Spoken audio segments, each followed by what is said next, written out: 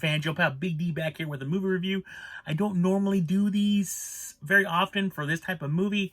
I usually reserve my reviews for movies that I really enjoyed or things I think maybe you should watch because it might be great. I don't normally do this, especially with Dollar Tree movies. I don't have a tendency to do a lot of dollar movies because, well, they're Dollar Tree movies, and we all know majority of them aren't the best anyways. There's a reason why they're at the Dollar Tree. They couldn't sell anywhere else. I enjoy them, but they're oftentimes cheesy. I know going into it's probably going to be a cheesy flick. And then we come to this movie, Deadheading. Now, the first thing you see on here is a flight attendant, right? She's there. She's all dressed up nice. You know, in the background, you got a crashed plane, fire coming out of it, all kinds of antics going on, death, destruction. On the back here, you see her. She's on top of this guy, but she's got a knife right here. There's an FBI agent. You got this guy screaming, looks like for dear life. This lady's throwing up over here. So the first glance is this could be either, you know, a slasher flick. This could either be a disaster movie. It could be a combination of both. You really don't know. That's what intrigued me. The cover really intrigued me. I thought that's a decent cover. I'm really curious. So I put it in the old Blu-ray player and decided to watch it. Now, it took 45 minutes for a plot to even start in the movie. The movie literally starts off with this flight attendant. She's on the plane. You know, she's serving drinks, doing all of her stuff. This one guy keeps harassing her. She finally gets her revenge on him one time when she elbows him in the nose and breaks his nose. You know, then she gets off the plane. She's established she's really tired. She's been flying a lot lately, working really hard. She gets to the hotel. The hotel can't find a reservation. She treats the poor reservation clerk like a complete jerk. She's a complete jerk to this lady. They get her room really quick. They're like, no problem. It's just you weren't on here, but we have plenty of room, no problem. She's like, well, you better. And she's like, it was really nasty to her. She goes in the room. She establishes at that point she has a husband who she just recently got married to.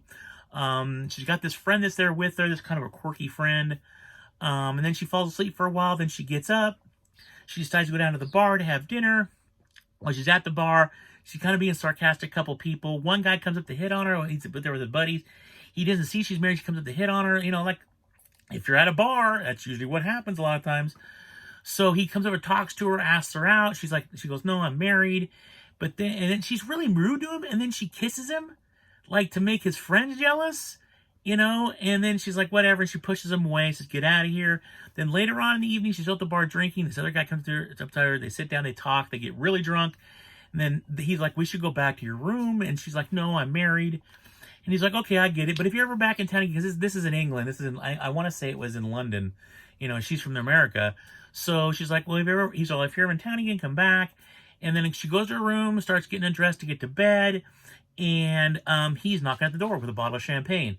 So she's like, okay, you know, which you just established when you were married. You wouldn't let him come back to your room, but now he's there. Okay, we're going to let him in. So they sit down, they drink a little bit more, they start getting hot and heavy. Then he gets a little forceful with her, and at first she pushes back, but then she goes, oh, okay. So then she gets forceful with him and flips him over, and then they start to get into it, and then fade to black. The next morning, this is when the plot finally starts. The next morning she wakes up, she kind of sits up, she's got blood on her hand, kind of blood on his shirt because she's wearing his shirt. So at some point that night, she put his shirt on. And, you know, he's laying next to her dead, blood all over the place on the bed. And she's like, oh, she starts to freak out. Oh my God, because she has no idea what happened. Like she blacked out, or, you know, and at least they make you think she blacked out. And so she freaks out. She goes and takes a shower. But meanwhile, the cleaning crew's trying to come in because it's the next day. They want to come and clean the beds and turn the room. But she's holding them back, saying no. Then she realizes she's got to do something. So the first thing she does is she calls her work, says, I'm really sick. I can't fly out today. Can you give me another flight later on? Let me stay another night. They're like, okay, sure. Which is really funny because her acting was so terrible. She gets on the phone. She goes, I should get an Academy Award Best Actress for the year. And I was like, no, that was terrible. If I was your boss and the other line heard that, I'd be like, no, you need to get to work. Because she was not sick. You could totally tell she's like talking normal. Yeah, I don't feel really good today. So, hey, what do you think about it? And it was like, no. So once she gets done with that, she takes all the sheets off the bed and puts them in her, the one luggage she carries all of her suits in. You know, the one that they zip up and because you can hang the suit up. You know, she puts all the bloody bed sheets in that, which is kind of funny because the guy bled out so much because where she stabbed him that like the whole bed was covered in blood over in his area. So it managed to seep through the sheet and the undersheet, but nah, it didn't hit the mattress at all. Sure, no blood anywhere else, just right there. So she wraps all this up, puts the thing, and hangs that thing in the closet. And then she proceeds to drag the body to the bathroom and put it in the bathtub. And then her first thought is, I need to go to his room, take his key, go to his room and clean all this stuff out to make it look like he checked out already. So she goes to his room, take all his stuff out, boxes it all up. You know, for somebody who's pretty freaked out about this whole thing and like, what the hell happened? She sure had a head on her shoulders, right? So she gets all the stuff, brings it back to her room, and then fends off the cleaning crew again, but this time steals some towels and stuff like that from them because she's gonna need them.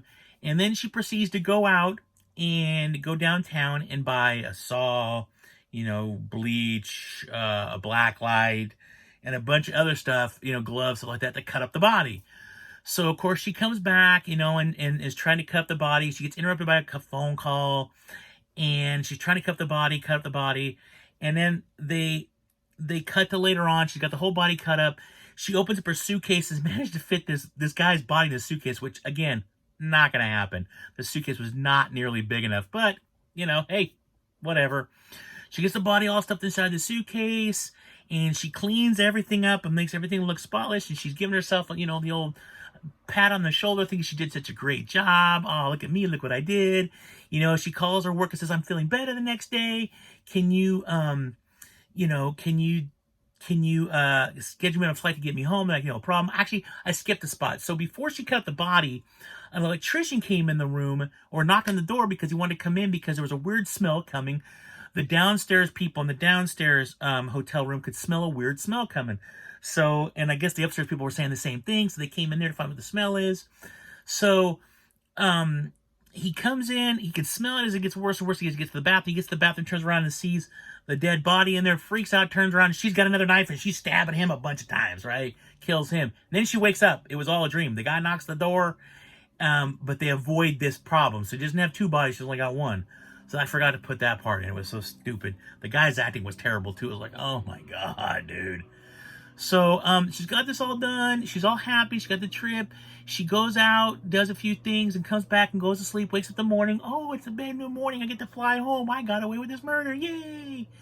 So she grabs her suitcase. She goes around and does a thorough inspection with a black light of the entire room again, over the bed, in the bathroom, everyone in the room, to make sure there's no blood stains whatsoever. The only blood stain she found was she had one like right here on her forehead. She wiped that off. She's like, I'm free and clear.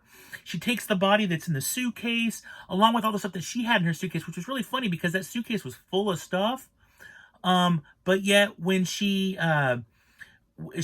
threw all of her stuff in a bag because she couldn't fit it in her suitcase anymore because the body was in there.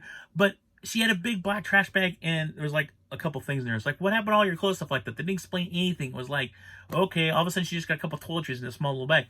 So she wheels it downstairs and somebody helps her wheel it downstairs. And she walks up the front of the hotel because she's supposed to be getting a cab ride to the airport. And she's there and there's a bus picking people up there to take them on a tour. She manages to get the person to put the suitcase in that bus. So the bus is going off this way while she's going this way. She throws all her belongings away and then, proceeds to take to the airport. She gets on a plane and she flies home. Well, you think, and she's like patting herself on the back. I got away with it. I'm so awesome. She made it sound like through the whole movie she's done this before. So, because later on in the movie, you find out that she remembers everything she did. This was all just, I don't know why she was faking it in the beginning, like acting like she was like, oh my God, I can't believe this happened to me. Because it wasn't like she was doing it for anybody other than the audience who was watching. And then all of a sudden she's like, oh yeah, I totally knew this all the time. She made it like, oh, I've done this. She made it sound like she had done this a couple of, she's like, I can't believe this is happening to me again. Which means it's happened to her before. But the way she's so nonchalant about it, like no big deal about it, and the acting is so bad. This lady's acting is just terrible. I mean, it's like giving her equivalent of like, dude, give her a paper bag, put it over her head, and say, act your way out of this. It was so bad. Everybody's acting in that movie. There's not one person in the movie that had any good acting. It's like they literally just went out and found a couple people down the street and said, hey, you want to be in a movie? So she's on the plane, but lo and behold, after she went through her entire room and went through everything and double and triple checked everything to make sure she was leaving no evidence behind, guess what she left behind? The dang hanging thing in her closet with the bloody sheets. So, of course, while she's on the plane flying home, The cleaning crew comes in, they find the bloody sheets, they report it, then somehow, they don't explain how, somehow they find the bus, and they find the body in the bus. So when the plane lands, the FBI clears the plane, with the exception, clears the plane except to her, because she's passed out, she's sleeping. She doesn't hear the plane land, she doesn't feel the plane landing, she doesn't hear all the people leaving, she doesn't hear all the commotion, no, she sleeps the whole thing. She wakes up, and there's nobody on the plane, she's like, that's kind of weird. The FBI sends one agent into the plane to arrest her. Give me a friggin' break. Give me that. When does the FBI ever do one person? Every time you ever see anything about the FBI anywhere, they always have like 50 million people running in taking out things. Even if it's just one person, they don't ever do just one. So the one guy goes in. Of course, somehow she's that great of a martial artist or whatever else. She manages to take the gun away from him and kill him. Right? And the way they show it is that he's coming up closer and she's standing there, and they pull out to the back of the plane, and you see through one of the windows a pop pop. And then they go back to the plane, and she's sitting there, and she starts screaming, oh my god, what have I done? Like, it's like, really, lady? And then all of a sudden they send more FBI in, and the movie ends. God, this movie sucked. There was not even a redeeming quality about this movie. This movie is so bad that, like, I will never watch this movie again. You know, I usually say when I watch a Dollar Tree video where I talk about, hey, even if I don't like it, it's only $1, I can still use the case. I want my money back for this. Echo Bridge, this movie is pure crap. This movie was so bad. I don't know how I made it through it. I really don't. Usually when I watch a movie that's that bad, if there's nothing in it I can find redeemable about, I usually just turn it off. I stuck with this movie hoping that maybe the end, there'd be a twist, or maybe something would happen. Like, oh, okay, because, you know, there's been some of those movies out there that, like, you watch, but something happens in, all right, the whole movie ends up being really good. You know, I kind of like that with Malignant. You know, Malignant I thought was okay, but that last half hour really kicked it up a notch for me. I was like, that's a pretty good movie. I don't think it was as good as like some of the reviewers say, but I did enjoy it. But this movie, there's just nothing redeeming about it. Look, it's like Evil on a plane. We were only on a plane 10 minutes, maybe 12 minutes the whole movie. Evil on a plane. What the hell are you talking about? What it should have said was Evil in a hotel room. It was so bad. I mean, this movie, there's nothing redeeming about it. The directing was terrible. It felt like sometimes like you were watching a made-for-TV movie, and then it kind of shifted, like, okay, that's more like theatrical, back to made-TV movie. The pacing was bad. The acting was bad. There's nothing redeeming. There was no action in this movie. This is all misleading. There was no fire. There was no nothing. It was just, oh my God, it was so bad. I remember I walked in, you know, I watched the movie by myself, and I watched it in our bedroom, and I walked into the front room, my wife was sitting there. She's like, what's going on? And I go, I just saw the worst movie I've ever seen. She's like, really? You, of all people, who like to watch cheese? And I go, yeah, this movie was pure crap. So please, please, please, I am begging you, save your money, save your time. This is not worth it. I know some people got the Blu-ray version of this out here. It's not going to be any better on Blu-ray. It's just not. This is, oh God. This movie's like a calamity of errors that make no sense. The fact that she's trying to allude to you through the whole movie, she has no idea what's going on, but in reality, she knows the whole time. And like it's supposed to be some big revelation when it comes out that she knew about it all the time, that she'd been acting. Who was she acting for? Regardless of the audience, nobody would act this way, because nobody said. Why would you tell yourself, I don't know what I did? When in reality, you know the whole time what you did. So I'm sorry to get so animated, but it was just so frustrating to watch a stupid movie like this. It's been a really, really long time where I've watched a movie that was so bad that I had to do a video about it. Usually sometimes I'll watch a lot of movies that are kind of bad. I'm like, whatever. You know, again, it's not a big deal. It was, you know, usually I can find something redeeming. Then like, okay. I mean, even look, you gotta, I can't. It's just, this is a terrible movie. And I really recommend to anybody, when you're going in, if you decide, I'm going to really watch this movie because I want to see, trust me, you're not going to be happy with it. You're going to want your $1 back. I mean, it's only $1, but I want my $1 back. It's just an absolutely terrible, and I love terrible movies, man. Straight up, come on. Some of the movies I watch are just absolutely stupid. The Lou Ferrigno Hercules movies, I mean, those are cheesy as hell, but I love them because they're cheesy, but they're fun to them. You know, look at some of my other movies. They're just some of the stuff that I got, I can't remember now. You know, they're just stupidly cheesy, but they're fun. You know, Zombie, dumb movie, fun. You know, it's It's just so hard to believe. Look, I've gone 15 minutes on this thing now. I can't believe it. I think it's the passionate plea not to watch this movie. If you do, I get it. You might want to check it out. But honestly, my opinion is my Red Vine scale of 1 to 10, 1 being the worst, 10 being the best. This is the negative 17. Okay, I want I want them to give me back red vines, not to eat them. I want to regurgitate the red vines and give them back to them. This movie is that bad. So, that is my review. Again, this is the first time I've ever done a review like this. Let me know if you like it or not, because there's a few other movies in there I'm sure I could rip apart too. And I could probably go on for days on how stupid this movie was. But this is the first time I do this. I might do this more often, based upon what kind of feedback I get off this thing. But let me know what your thoughts. I'm really curious to talk to somebody. I have not met anybody that's watched this movie yet, or talked to anybody that's watched this movie yet. So if you've seen this movie, please let me know. I'd really be interested to talk to somebody that's watched this thing and see a different perspective. Maybe I missed something. I don't know. But maybe it just wasn't the right mood for it. It could be. I mean, that's happened to me before. I've watched movies I thought were terrible and watched them again 3-4 years later and went, oh, that's not bad. So please let me know in the comments down below. Like, subscribe, the bell. You know the whole thing. Thank you so much for watching this video.